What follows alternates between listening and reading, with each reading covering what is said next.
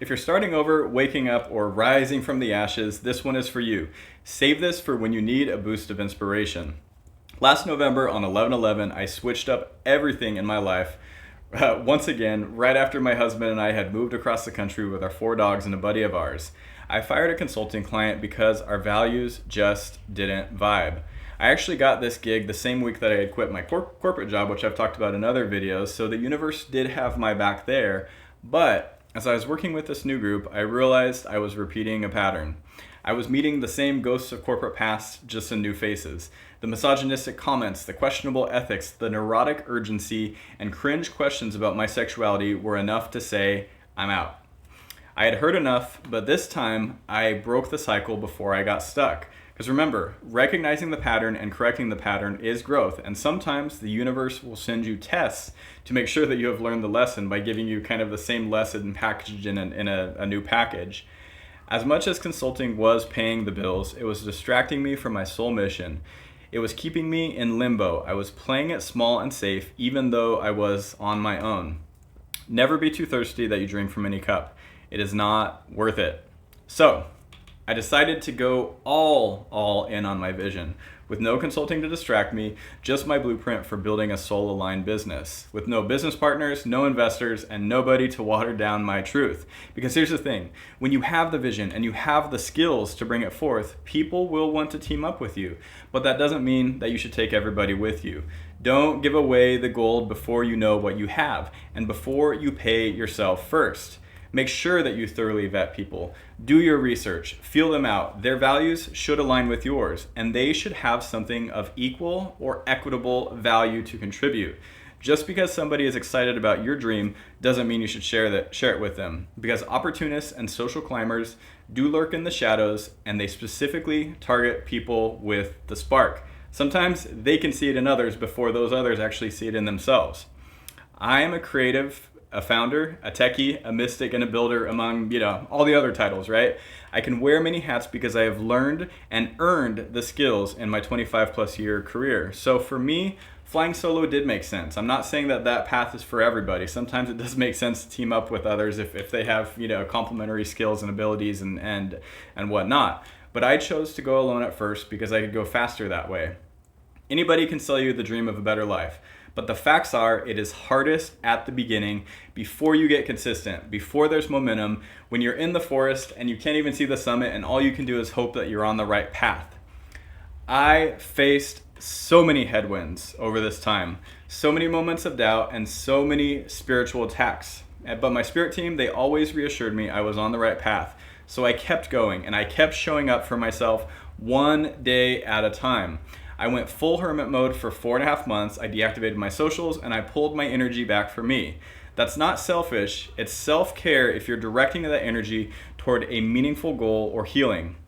Oh yeah, if you're curious about the system I built, the link is in my bio. It's called Main Character Saga. I built it first for me to turn my goals into quests, and it helped me get consistent and celebrate my wins. And as a result, procrastination and perfectionism stopped hanging me up. It was a big deal to, overcome those two things. They had plagued me most of my life. It also helped me quickly recover from every punch that life threw at me over that period of time.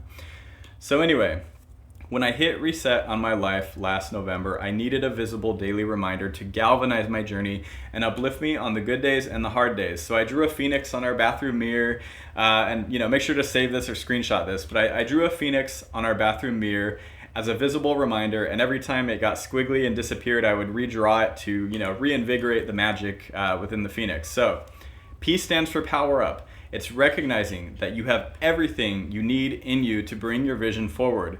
Resourcefulness is more important than resources. H stands for hold the vision. Do not lose sight of the spark in your heart. It's there for a reason. Keep it in your mind's eye daily. O stands for own your power. Stand in your truth and speak it. Never compromise your truth for short-term gain or applause. E stands for elevate others. Be the light of a billion suns in others' lives. Uplift them and serve others with all your heart. The universe always rewards pure intentions. N stands for navigate obstacles. Sure, there's going to be tests and hurdles, so expect them. especially when you commit to something important and something that is bigger than yourself currently. It's going to stretch you, it's going to challenge you, you're going to learn new things about yourself. So if one thing doesn't work, try a new approach. If it takes longer than you expected, that's okay, and that's usually pretty normal. Fail fast and fail often until you get the gold. And even then, stay vigilant and stay sharp. I stands for Ignite Creativity. Be your bold and sassy self. Ask yourself how you can make your work more joyous. Does it require a change of environment or a change of scenery or how you approach your work? Push the limits of your creativity because that is where flow is found. And X stands for exceed expectations. I know that's the second letter, but it still counts, right? Keep your cards close to your chest when you're building. Do not seek validation or approval to go after what speaks to your heart. Let your work and the results speak for themselves. Be your own cheerleader first and always. So, as a result of hitching a ride on the Phoenix last November, here's what I was able to accomplish in that time.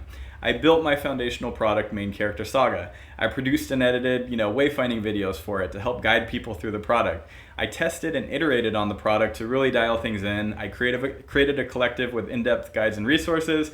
I set up all the back-end systems for my business, and I got consistent writing, shooting, editing, and posting videos, and I have 3 other products in the pipeline right now. I did all of this while fighting off spiritual attacks, doing the shadow work, and settling into our new home.